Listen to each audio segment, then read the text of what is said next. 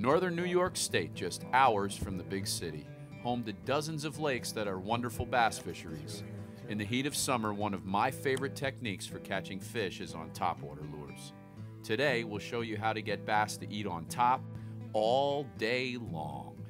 One of the keys to working any kind of a popping topwater lure is the pause. 70% of all my strikes will come at least 5 seconds after a pop or a chug. You chug the bait. It's got, if they have rattles in them, you get them a couple of good pops and then let it sit.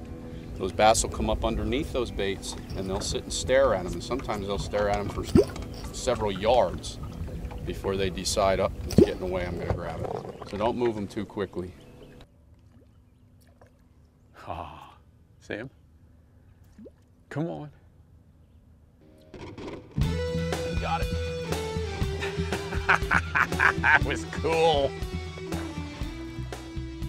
That was cool, baby.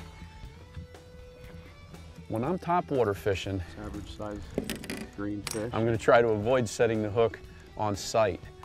When that fish pulls that bait down, in my mind, I mentally say 1001 and then just kind of reel into the fish in a nice soft upsweep.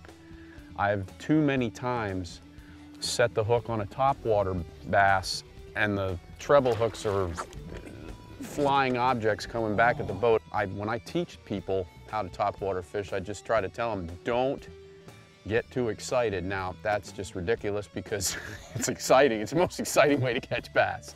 But you got to try and really condition yourself to set the hook on the feel, on the way to the fish. That fish swirled under the bait. I saw the fish swirl under the bait, but he didn't take the lure. So I just stopped the lure, popped it once or twice and let it sit, and he swirled under it again and grabbed it. And then, see, then that's when my patience really has to come into effect, because I saw the whole thing happen, and I didn't pull the lure away from the fish. I let the lure sit there and I waited until I felt the weight of the bass. If I would have set the hook on the first swirl or the first strike, I would have not have had that fish.